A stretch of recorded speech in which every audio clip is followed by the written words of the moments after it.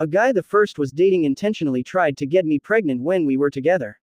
After into me when I asked him not to and he knew I was ovulating, he ghosted and I never heard from him again. I lied and told him he got me pregnant and he blocked me. I managed to reach out to him and told him I gave birth and he hung up on me. There is no child. He unblocks me every couple of months to taunt me about being left with his child. But there is no child amau. It's just funny to watch how much joy he gets out of thinking he created a child and disappeared. Almost like it's a kink for him. I don't ever plan to tell him there's no child law. I'm just going to let him enjoy feeling like he did something. For those calling me crazy, I do have borderline personality disorder. So, it's playtime. I have class with someone with Tourette's and I can't focus. Okay, so I need to get this off my chest because I feel like a total jerk about it. I'm in this lecture and there's this guy who has Tourette's. His tics are pretty noticeable, like loud noises, sudden words, that kind of thing. At first, I was like, okay, no big deal, he can't help it. But as the lecture went on, I started getting annoyed. Like, really annoyed. I couldn't focus, and every time he made a sound, it felt like my brain was being yanked out of the zone. And here's the thing. I know it's not his fault. I know he's not doing it on purpose, and I'm sure it's way harder for him than it is for me. But I couldn't stop the frustration from creeping in. I even caught myself thinking stuff like, why does he have to sit so close? Which made me feel like the worst person ever. Like, who am I to judge? I don't know what his life is like. Anyway, after class, I saw him packing up, and he looked kind of, I don't know, tense. Like he was hyper aware of everyone around him. And it hit me that he's probably dealing with way more than I could ever imagine. I feel bad, but I recognize that it's totally not his fault. I'm not going to complain to anyone, he can't help it. It's not his fault, but it is so annoying to have to be in class with him and I feel so bad about being annoyed. I just had to get that off my chest and I feel bad even typing it. I have a strange fixation on stabbing, but only myself. I am a 15-year-old girl, and for some reason I have always had a strange fascination for blood.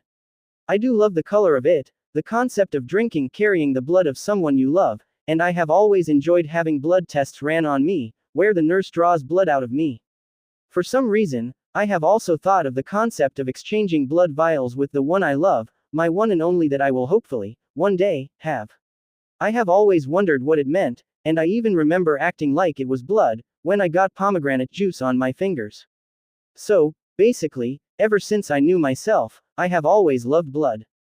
And in such an environment like mine, a classroom that calls me insane, and schizophrenic, and murderous, it feels like hell. I have never believed that I am prone to violence. I am such a gentle person, or at least I try to be. I never hurt anyone, so why does it feel like that? Why do I feel the urge to cut my palm every time a glass object breaks? Just cut and watch the blood spill. And why do sometimes, just sometimes, I do it?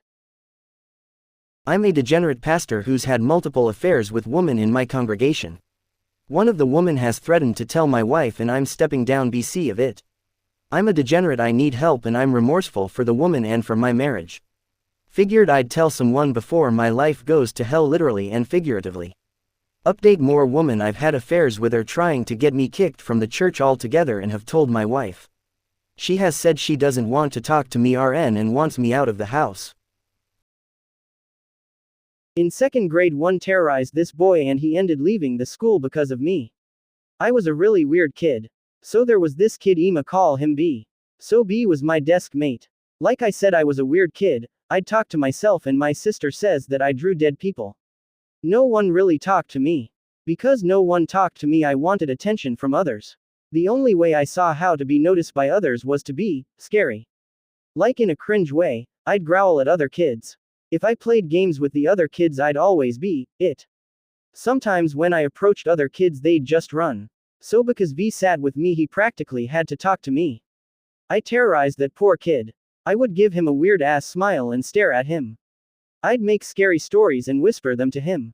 And just weird stuff. One day I made him cry and after that I got a different desk mate. But I thought he was my friend, so I kept doing the stuff. I guess he told his parents, then he left in the middle of the year. The reason I know it was my fault was because I was called to the office and asked about it. The school also made me see a therapist. I'm in 8th grade now and I just remembered about him.